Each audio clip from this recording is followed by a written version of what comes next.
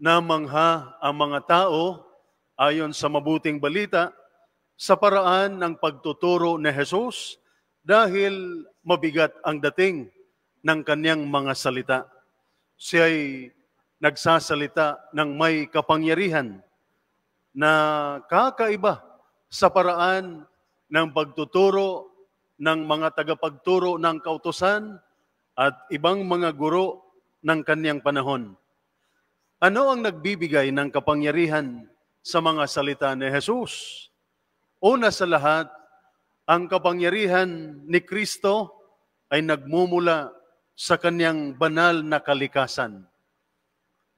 Ang mga tagapagturo ng kautusan ay nagpapakita ng kanilang kapangyarihan or authority sa pamamagitan ng mga salita at mga komentaryo mula sa mga taong kilalang puno ng kaalaman. Ngunit ang kapangyarihan ni Kristo ay nagmumula sa kanyang kalikasan.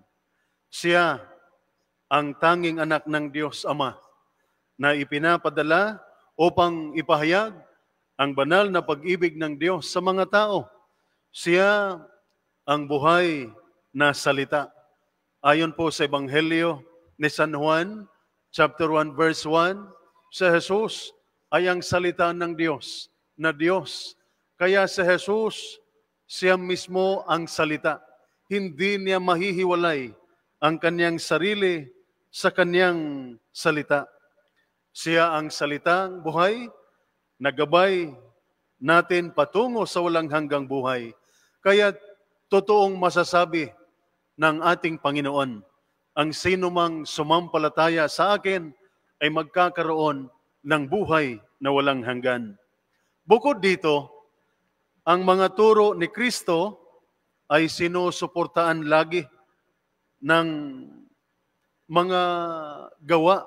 Halimbawa, ayon po sa Ebanghelyo, pagkatapos nagturo ang ating Panginoon, ay pinagaling niya ang isang inaalihan ng masamang espiritu. Nang salita ni Kristo ay hindi po iba at salungat sa kanyang ginagawa. Hindi lamang siya nagpahayag tungkol sa kaharian ng Diyos, tinutulungan din niya ang mga taong maranasan ang paghahari ng Diyos sa pamamagitan ng pagpapatawad ng kanilang mga kasalanan, pagpapagaling ng may sakit, at pagtulong sa kanila ng malampasan ang kanilang paghihirap. Ito ay kabaliktaran sa mga tagapagturo ng kautusan na laging pinupuna dahil sinasabing magaling silang magturo ng batas. Magaling silang magpaliwanag sa kautusan. Ngunit hindi nila maibsan ang hirap na dinaranas ng mga mahihirap. Ano naman ang hamon nito para sa atin sa kasalukuyan? Sa pamamagitan ng binyag, ibinabahagi sa atin ng ating Panginoon ang kanyang tungkulin bilang propeta.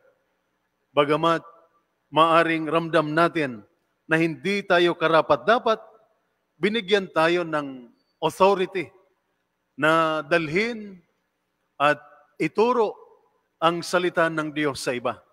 At tulad ng pagpapahayag ng ating mga kaparian ng salita ng Diyos sa misa, sa ating mga simbahan, kayo din, bilang mga magulang, ama o ina ng tahanan, ay duty-bound to teach the Word of God in your domestic church. Pagturo sa salita ng Diyos sa inyong munting simbahan, sa inyong pamilya, sa inyong tahanan, na hindi lamang tungkulin ng mga kaparian at mga relihiyoso, kundi tayong lahat ay binigyan ng tungkulin na ituro ang kalooban ng Diyos sa ating mga anak at sa lahat ng tao.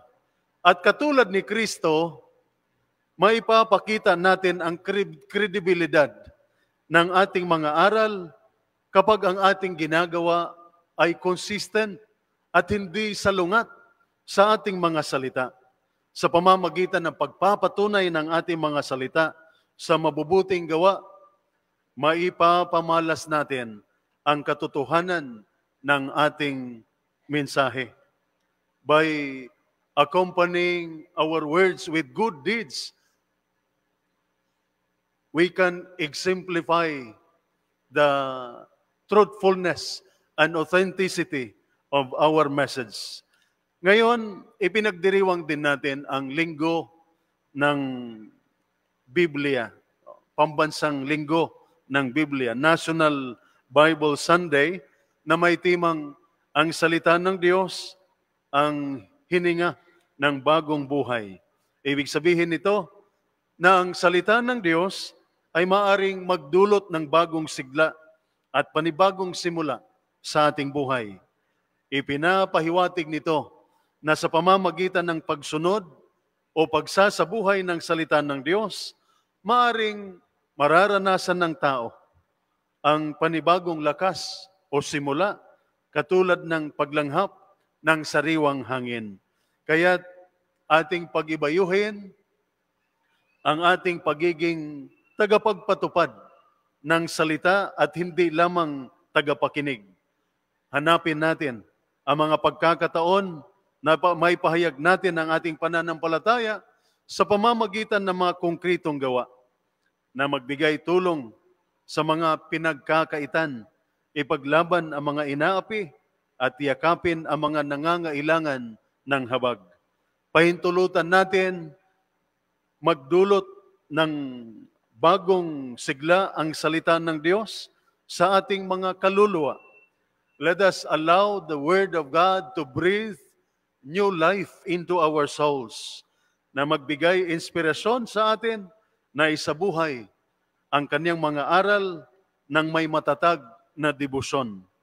Ang pagsasabuhay ng salita ng Diyos ay nangangailangan ng higit pa sa pagsasalita o pag-uusap lamang tungkol sa ating pananampalataya. Ito ay humihingi sa atin na isalin natin ang ating mga paniniwala sa mga konkretong gawa ng kabutihan, awa at pag-ibig.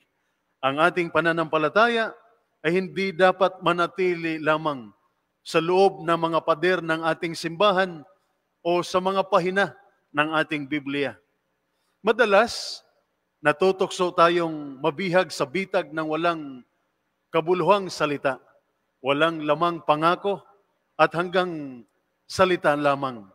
Maaring magpahayag tayo maaring magaling tayong magsalita tungkol sa ating pananampalataya, ngunit ang ating buhay, ang ating mga ginagawa ay hindi sumasalamin sa mensahe ng pagmamahal, habag at awa na inuutos sa atin ni Jesus na ipahayag sa ating buhay.